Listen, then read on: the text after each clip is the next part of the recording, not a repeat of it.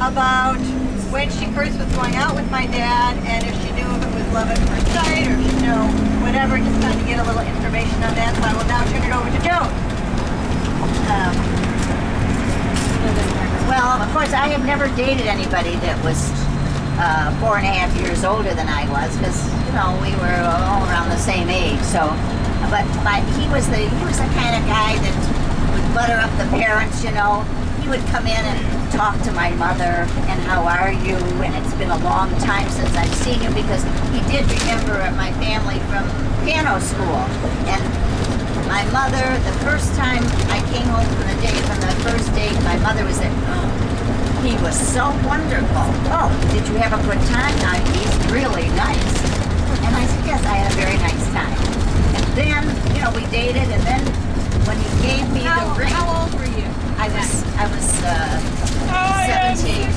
I was almost 17. You just turned 17, I thought. But because I was ahead of myself, I was still 16.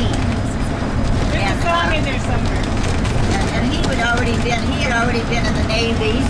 He had finished school in the Navy. He went to Harvard Graduate School of Business while he was in the Navy, paid for it.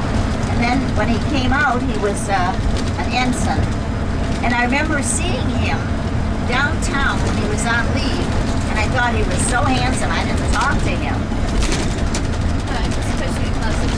But I remember, you know, I remembered him, and he really looked very handsome in his ensign's uniform. And then when he gave me the ring, I came home, and my mother was in bed.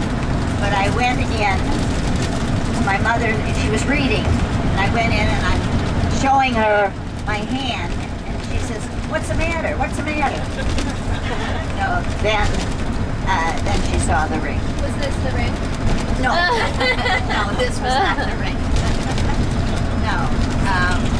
Then we got. Let me. What about your beginning married life? Beginning married life. Well, I didn't have a car, so I stayed home a lot, unless my friends picked me up. But Green's Hamburgers were around the corner, so I could walk over to Green's. That was on Schaefer and 7 Mile Road, and I could get Green's Hamburgers, 15 cents. That's how much. And I had a lady that came in once a week. I didn't have a washing machine, and I didn't have a dryer. And I remember I used to send the sheets out and Arthur's shirts out, because I didn't, you know, I couldn't help do it. Well, you had to put the shirts separate. And one time one shirt got in with the sheets, and it came back not pressed. So I went down the basement, and I spent close to 3 hours ironing that shirt. I had never ironed anything.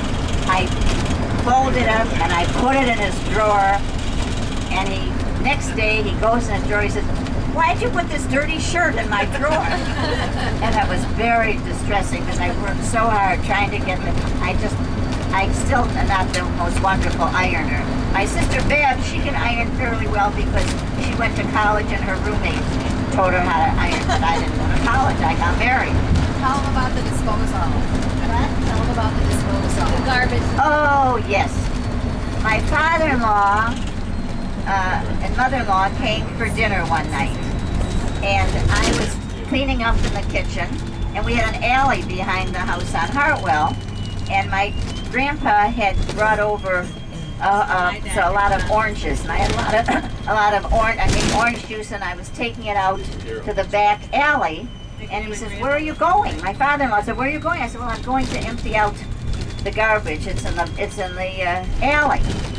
The next day, I get a call from my father-in-law, and he used to call me my dear. "Hello, my dear." And I said, "Yes." "Are you going to be home?" I said, "Yes." "All right, there's going to be a disposal delivered to you. I don't like you going out into the alley, so I want you to have that." He was a very nice man. He really was.